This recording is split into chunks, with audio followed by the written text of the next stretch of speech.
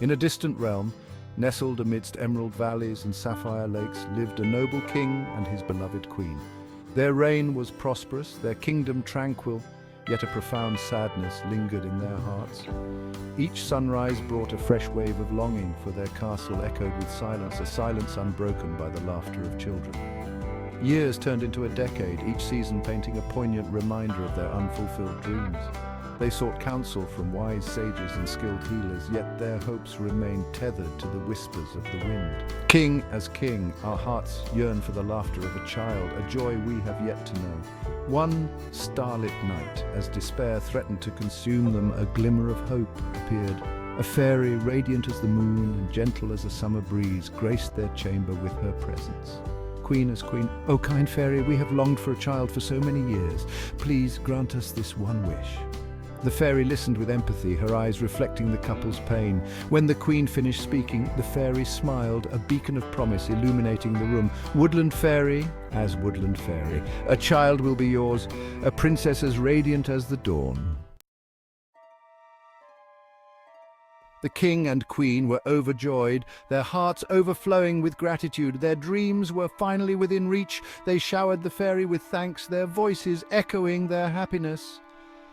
King as king, thank you, dear fairy, queen as queen. We are forever grateful for this gift, but as quickly as joy had blossomed, a seed of apprehension took root. The fairy's next words cast a shadow over their newfound bliss. "Woodland fairy, as woodland fairy, a single condition binds my gift. Your daughter must be shielded from the sun's rays until her 15th year. Should sunlight touch her skin before then, a terrible fate awaits her." The weight of her words settled heavily upon the king and queen. Though fear flickered in their eyes, their love for their promised child outweighed their trepidation. Queen as queen, we vow to protect our daughter at any cost. The fairy, reassured by their solemn promise, bestowed her blessings upon them and vanished into the night. With a newfound determination, the king and queen prepared for the arrival of their daughter, their hearts brimming with cautious joy. The princess was born on a day when the heavens rejoiced, a symphony of birdsong filling the air. They named her Aurora, for she possessed the same ethereal beauty as the dawn. True to their word, the king and queen shielded Aurora from the sun's touch. The castle walls became her haven, its cool, shadowed corridors her playground. Aurora grew into a bright and curious young woman, her laughter echoing through the halls. Yet she yearned for the world beyond the castle walls. Serpent princess as Aurora, I wonder what it feels like to bask in the warmth of the sun, to see the world beyond these walls. On the eve of her 15th birthday, curiosity overwhelmed Aurora. Unbeknownst to her watchful guardians, she slipped out of the castle through a hidden door. As she stepped into the castle gardens, a gasp escaped her lips. There, in the sky above, blazed the sun in all its golden glory.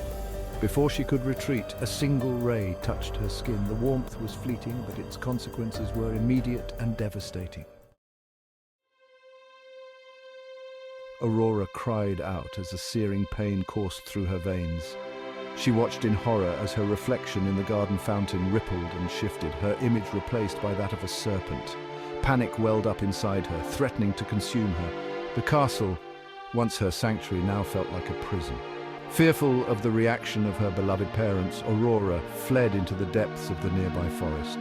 She found solace in a secluded grove, its canopy shielding her from the sun's treacherous rays.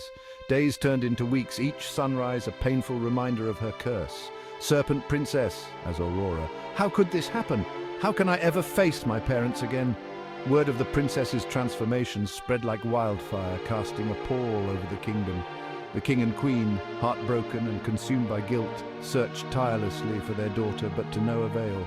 Aurora remained hidden, her heart heavy with despair. She believed her life as she knew it was over. However, fate, it seemed, had other plans.